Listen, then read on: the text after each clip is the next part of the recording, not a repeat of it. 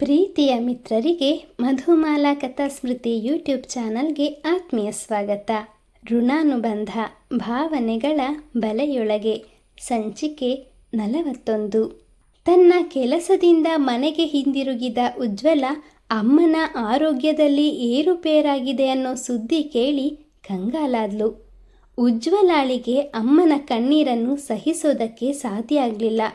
ಯಾಕಮ್ಮ, ಏನಾಯಿತು? ಯಾವ ವಿಷಯದ ಬಗ್ಗೆ ಅಷ್ಟೊಂದು ಆಲೋಚನೆ ಮಾಡ್ತಾ ಇದ್ದೀರಾ? ನೀವು ಪದೇ ಪದೇ ಹೀಗೆ ಲೋ ಬಿ ಪಿಯಾಗಿ ತಲೆ ಸುತ್ತು ಬೀಳ್ತೀರಾ ಅಂತ ಡಾಕ್ಟರ್ ಬಳಿ ತೋರಿಸಿದಾಗ ಅವರು ಏನು ಹೇಳಿದರು ಅಂತ ನೆನಪಿದೆ ತಾನೆ? ನೀವು ಯಾವುದೋ ವಿಚಾರವನ್ನು ತುಂಬ ಡೀಪಾಗಿ ಯೋಚನೆ ಮಾಡ್ತಾ ಇರ್ತೀರಂತೆ, ಅದಕ್ಕೆ ಹೀಗೆಲ್ಲ ಆಗ್ತಾ ಇರೋದು. ಸಾಕ್ಷಿ ಇನ್ನೇನು ಸೆಕೆಂಡ್ ಇಯರ್ ಎಕ್ಸಾಮ್ ಬರೆದು BBM ಜಾಯ್ನ್ ಆಗ್ತಿದ್ದಾಳೆ.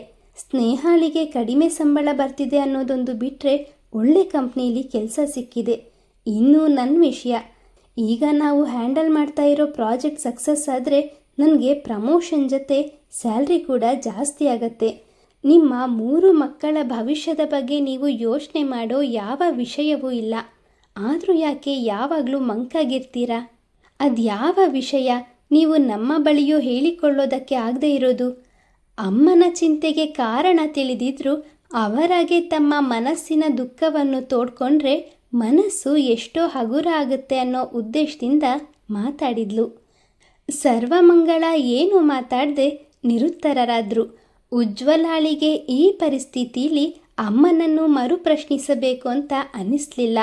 ಅಮ್ಮನಂತೆ ಅವಳು ಕೂಡ ಮೌನಕ್ಕೆ ಜಾರದವಳು ತನ್ನ ಎದುರಿನಲ್ಲಿ ಬಾಗಿಲು ತೆರೆದಿಟ್ಟಿದ್ದ ಬಟ್ಟೆಯ ಕಪಾಟು ಕಣ್ಣಿಗೆ ಬೀಳ್ತಿದ್ದ ಹಾಗೆ 3 ದಿನಗಳ ಹಿಂದೆ ನಡೆದ ಘಟನೆ ನೆನಪಾಗತೊಡಗಿತ್ತು.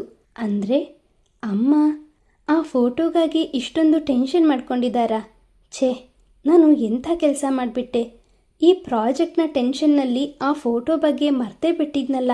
ಖಂಡಿತ ಅಮ್ಮ ಫೋಟೋನ ಹುಡುಕಿರ್ತಾರೆ, ಅದು ಸಿಗಲಿಲ್ಲ ಅಂತ ಈ ರೀತಿ ಮನಸ್ಸು ಕೆಡಿಸ್ಕೊಂಡಿದ್ದಾರೆ ಅಂತ ಅವಳ ಮನಸ್ಸಿಗೆ ಖೇದವಾಯಿತು. ಮಗಳು ದೀರ್ಘ ಆಲೋಚನೆಯಲ್ಲಿ ಮುಳುಗಿರೋದನ್ನು ಕಂಡ ಸರ್ವಮಂಗಳ, ಪುಟ್ಟಿ, ಏನು ಯೋಚನೆ ಮಾಡ್ತಾ ಇದೆಯಾ? ನನಗೇನೂ ಆಗಿಲ್ಲ, ನನಗೆ ನಿಮ್ಮದೇ ಚಿಂತೆ ಅಷ್ಟೇ. ನಿಮಗೆಲ್ಲ ಮದುವೆ ಮಾಡಿ ಗಂಡನ ಮನೆ ಸೇರಿಸೋವರೆಗೂ ನನಗೆ ನೆಮ್ಮದಿ ಇಲ್ಲ ಅಂದರು. ಅಮ್ಮ ಬೇಕು ಅಂತಾನೆ ಮಾತು ಬದಲಾಯಿಸ್ತಿದ್ದಾರೆ ಅಂತ ಅರಿತವಳು, ಅಮ್ಮ, ನಮ್ಮ ಮದುವೆಗೆ ಅವಸರ ಏನೂ ಇಲ್ಲ. ಈಗ ನಿಮಗೆ ವಿಶ್ರಾಂತಿ ಬೇಕು. ಬನ್ನಿ, ಆಚೆ ಬಂದು ಕೂತ್ಕೊಳ್ಳಿ. ಗಾಳಿಗೆ ಉಸಿರಾಟ ಸರಾಗವಾಗತ್ತೆ. ಸ್ನೇಹ, ಎಲ್ರಿಗೂ ಕಾಫಿ ಮಾಡಮ್ಮ ಅಂತ ಹೇಳಿ ತನ್ನ ಕೋಣೆಯತ್ತ ಹೆಜ್ಜೆ ಹಾಕಿದ್ಲು.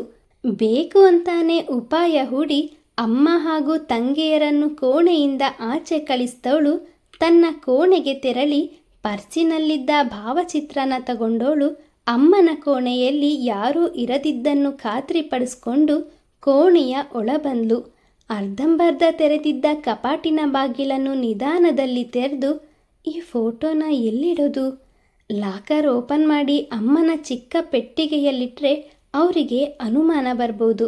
ಈಗ ಏನು ಮಾಡೋದು ಅಂತ ಯೋಚಿಸ್ತಾ ಇರುವಾಗಲೇ ಹಿಂಬದಿಯಿಂದ ಯಾರೋ ತನ್ನ ಭುಜದ ಮೇಲೆ ಕೈ ಹಾಕಿದಂತಾಗಿ ಒಮ್ಮೆಲೆ ಬೆಚ್ಚಿದ್ಲು.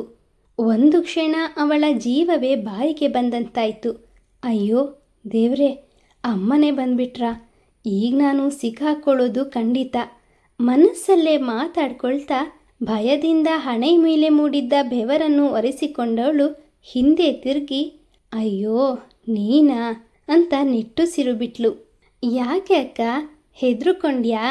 ಸ್ನೇಹಕ್ಕ ಕಾಫಿ ಮಾಡಿದಾಳೆ, ನಿನ್ನನ್ನು ಕರೆದು ಬಾ ಅಂದ್ಲು. ನಮ್ಮ ರೂಮಲ್ಲಿ ನೀನು ಇರಲಿಲ್ವಲ್ಲ, ಇಲ್ಲೇ ಇರ್ಬೋದು ಅನ್ನಿಸ್ತು, ಅದಕ್ಕೆ ಬಂದೆ. ಅದು ಸರಿ, ಅಮ್ಮನ ಬೀರುಲಿ ನೀನೇನು ಹುಡುಕ್ತಿದ್ಯಾ? ಕಂಪ್ನೀಲಿ ಯಾವುದಾದ್ರೂ ಪ್ರೋಗ್ರಾಮ್ ಇದೆಯಾ? ಅದಕ್ಕೆ ಸೀರೆ ತೆಗೆದುಕೊಳ್ಳಕ್ಕಂತ ಬಂದ್ಯಾ? ಸಾಕ್ಷಿ ಸಹಜವಾಗಿ ಕೇಳಿದ್ಲು. ತಂಗಿ ಮಾತಿಗೆ ಏನಂತ ಉತ್ತರಿಸಬೇಕು ಅಂತ ತಿಳಿದೆ ಹೌದು ಇಲ್ಲ ಅಂತ ತಲೆ ಆಡಿಸ್ತಾ, ಪ್ರೋಗ್ರಾಮ್ ಏನೂ ಇಲ್ಲ, ಅಲ್ಲ ಇದೆ, ಆದರೆ ನನಗೆ ಯಾವ ಸೀರೆನೂ ಇಷ್ಟ ಆಗ್ತಿಲ್ಲ, ನಾನು ನನ್ನ ಚೂಡಿದಾರನೇ ಹಾಕ್ಕೊಳ್ತೀನಿ ಅಂತ ತಡವರಿಸ್ತಾ ಬಾಯಿಗೆ ಬಂದಂತೆ ಸುಳ್ಳಾಡಿ, ನೀನು ಹೋಗಿ ಕಾಫಿ ಕುಡಿ, ನಾನು ಡೋರ್ ಕ್ಲೋಸ್ ಮಾಡಿ ಬರ್ತೀನಿ ಅಂತ ಸಾಕ್ಷಿನ ಅಲ್ಲಿಂದ ಕಳಿಸಿದ್ಲು. ಇನ್ನೂ ಯೋಚಿಸ್ತಾ ಇಲ್ಲೇ ನಿಂತರೆ ಅಮ್ಮನ ಕೈಯಲ್ಲಿ ಖಂಡಿತವಾಗಿಯೂ ಸಿಕ್ಕಿ ಹಾಕಿಕೊಳ್ಬೇಕಾಗುತ್ತೆ ಅಂದ್ಕೊಂಡು ಅಲ್ಲೇ ಮಡಿಸಿದ್ದ ಕೆಲವು ಬಟ್ಟೆಗಳ ಅಡಿಲಿ ಭಾವಚಿತ್ರವನ್ನು ಇಟ್ಟು ಕೋಣೆಯಿಂದ ಹೊರ ನಡೆದ್ಲು.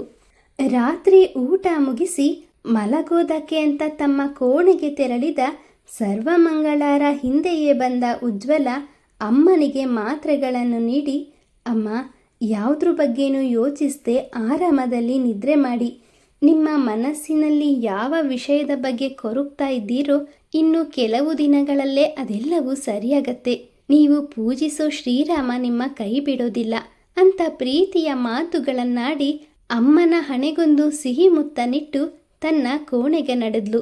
ಮಗಳು ಅತ್ತ ಹೋಗ್ತಿದ್ದ ಹಾಗೆ ಗಡಿಬಿಡಿಯಲ್ಲಿ ಎದ್ದು ಕಪಾಟಿನ ಬಾಗಿಲು ತೆರೆದು ಲಾಕರ್ ಓಪನ್ ಮಾಡಿ ಕಬ್ಬಿಣದ ಪೆಟ್ಟಿಗೆಯಲ್ಲಿ ಭಾವಚಿತ್ರಕ್ಕಾಗಿ ಹುಡುಕಾಡತೊಡಗಿದ್ರು. ಸತತ 3 ದಿನಗಳಿಂದ ಹಗಲು ರಾತ್ರಿ ಎಂದೇ ಎಷ್ಟೇ ಹುಡುಕಿದ್ರೂ ಸಿಗದೇ ಇದ್ದಿದ್ದು ಈಗಲಾದರೂ ಸಿಗ್ಬಹುದೇನೋ ಅನ್ನೋ ಆಸೆಯಿಂದ ಹುಡುಕ್ತಾ ಇದ್ದವ್ರಿಗೆ ನಿರಾಸೆಯಲ್ಲದೆ ಬೇರೇನೂ ಸಿಗಲಿಲ್ಲ. ವ್ಯಾಕುಲತೆಯಿಂದ ಅವರ ಮನಸ್ಸು ಚಡಪಡಿಸ್ತು. ನಿರ್ಭಾವುಕರಾಗಿ ಹಾಸಿಗೆ ಮೇಲೆ ಕುಸಿದು ಕೂತ್ಕೊಂಡು, ಮೊನ್ನೆಯಿಂದ ಹುಡುಕ್ತಾನೇ ಇದ್ದೀನಿ. ನನಗೆ ಚೆನ್ನಾಗಿ ನೆನಪಿದೆ, ನಾನು ಈ ಪೆಟ್ಟಿಗೆಯೊಳಗೆ ಭದ್ರವಾಗಿ ಇರಿಸಿದ್ದೆ. ಆದರೆ ಈಗ ಕಾಣಿಸ್ತಿಲ್ಲ ಅಂದರೆ ಏನರ್ಥ? ಯಾರಾದರೂ ತಗೊಂಡಿರ್ಬೋದಾ? ನನ್ನ ಮನೇಲಿ ನನ್ನ ಮಕ್ಕಳನ್ನ ಬಿಟ್ಟರೆ ಬೇರೆ ಯಾರಿದ್ದಾರೆ? ಅವರಂತೂ ಇದನ್ನು ತಗೊಳ್ಳೋದಕ್ಕೆ ಸಾಧ್ಯನೇ ಇಲ್ಲ.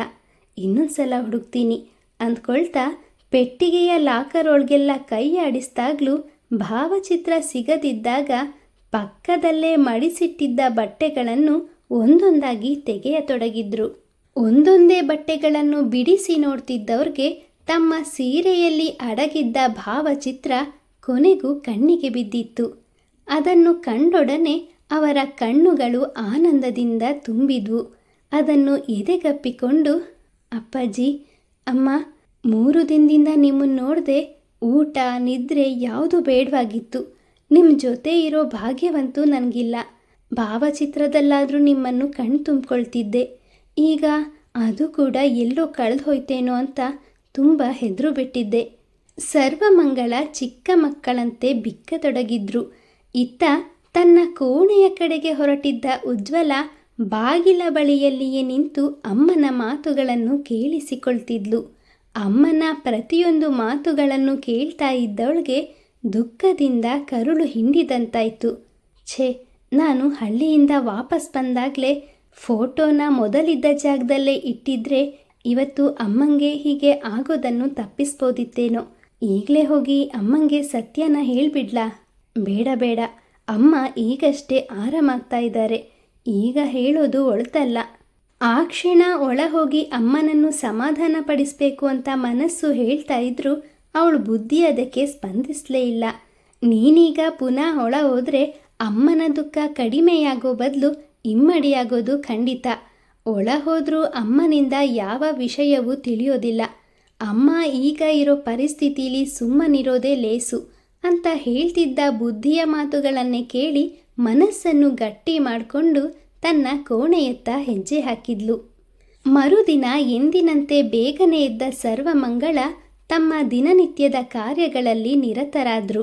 ಕಳೆದ 3 ದಿನಗಳಿಂದ ಇಲ್ಲದ ಲವಲವಿಕೆ ಇಂದು ಸರ್ವಮಂಗಳಾರ ಮುಖದಲ್ಲಿ ಎದ್ದು ತೋರ್ತಿತ್ತು.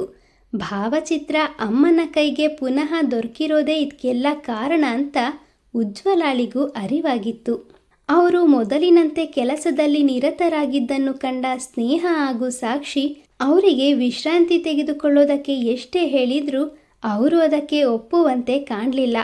ಅಮ್ಮ ಅಕ್ಕನ ಮಾತುಗಳನ್ನು ಕೇಳ್ತಾರೆ ಅಂತ ತಿಳಿದಿದ್ದ ಅವರಿಬ್ಬರ ಊಹೆಯೂ ಸುಳ್ಳಾಯಿತು.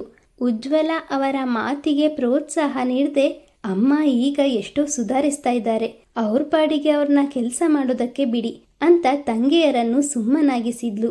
ಅಮ್ಮನಿಗೆ ಆರೋಗ್ಯ ಸರಿಯಿಲ್ಲ ಅನ್ನೋ ಕಾರಣದಿಂದ ಅವರನ್ನು ಮಲಗಿಸಿ ಬಿಟ್ರೆ ಅವರು ಮತ್ತದೇ ಯೋಚನೆಯಲ್ಲಿ ಶಾಶ್ವತವಾಗಿ ಹಾಸಿಗೆ ಹಿಡಿದ್ಬಿಡ್ತಾರೆ ಅಂತ ಹೆದರಿದ್ದವಳು ಮನೆಯಲ್ಲಿ ಸಣ್ಣ ಪುಟ್ಟ ಕೆಲಸ ಮಾಡಿಕೊಂಡು ಅಮ್ಮ ಸಮಯ ಕಳೀಲಿ ಅನ್ನೋದು ಅವಳ ಉದ್ದೇಶ ಆಗಿತ್ತು. ಬಳಿಕ ಅಡುಗೆ ಕೋಣೆಗೆ ತೆರಳಿ, ಅಮ್ಮ, ನೀವು ಮೊದಲಿನಂತೆ ಎಲ್ಲ ಕೆಲಸಗಳನ್ನು ಮಾಡೋದು ಬೇಡ. ನಾನು ಸ್ನೇಹ ಇಬ್ಬರು ಸೇರಿ ಬೆಳಗಿನ ತಿಂಡಿ ಹಾಗೂ ಅಡುಗೆ ಮಾಡ್ತೀವಿ. ಇನ್ನುಳಿದ ಕೆಲಸಗಳನ್ನು ನೀವೇ ಮಾಡಿ. ಆದರೆ ಹೆಚ್ಚು ಆಯಾಸ ಮಾಡ್ಕೋಬೇಡಿ ಅಂದ ಉಜ್ವಲಾಳ ಕಾಳಜಿಯ ಮಾತಿಗೆ ಸರ್ವಮಂಗಳ ತಲೆ ಆಡಿಸ್ತಾನೆ ಸರಿ ಅಂತ ಒಪ್ಪಿಗೆ ನೀಡಿದ್ರು. ಅಂದಿನಿಂದ ಉಜ್ವಲ ಹಾಗೂ ಸ್ನೇಹ ಇಬ್ಬರೂ ಕೂಡಿ ಬೆಳಗಿನ ತಿಂಡಿ ಹಾಗೂ ಮಧ್ಯಾಹ್ನದ ಅಡುಗೆ ಮಾಡಿದ ಬಳಿಕ ತಮ್ಮ ಕೆಲಸಕ್ಕೆ ತೆರಳೋದು ವಾಡಿಕೆಯಾಯಿತು. ಇದ್ರ ನಡುವೆ ಉಜ್ವಲಾಳಿಗೆ ಪ್ರಾಜೆಕ್ಟ್ನ ಕೆಲಸದ ಒತ್ತಡವೂ ಇದ್ದಿದ್ರಿಂದ ಹಳ್ಳಿಯ ಯಾವ ವಿಷಯವನ್ನು ಸದ್ಯಕ್ಕೆ ಅಮ್ಮನಲ್ಲಿ ಹೇಳೋದು ಬೇಡ ಅಂತ ನಿರ್ಧರಿಸಿದ್ಲು.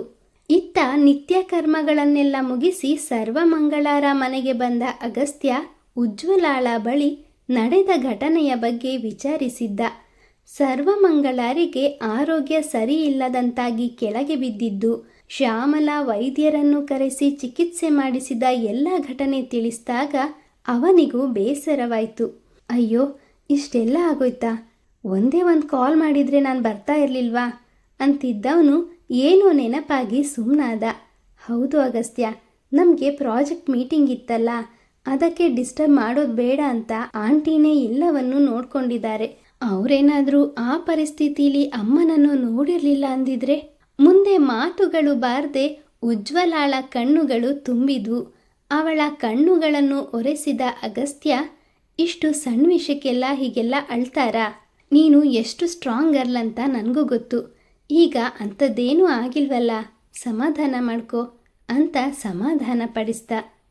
ಕೆಲವು ತಿಂಗಳಲ್ಲೇ ಪ್ರಾಜೆಕ್ಟ್ನ ಕೆಲಸ ಯಶಸ್ವಿಯಾಗಿ ಮುಗಿದು ಅಂದುಕೊಂಡಂತೆ ಭಾರದ್ವಾಜ್ ಕಂಪನಿ ದುಪ್ಪಟ್ಟು ಲಾಭ ಗಳಿಸುವುದರ ಜೊತೆಗೆ ರಾಜ್ ಗ್ರೂಪ್ ಆಫ್ ಇಂಡಸ್ಟ್ರೀಸ್ನ ವಿಶ್ವಾಸವನ್ನು ಗಳಿಸಿತ್ತು.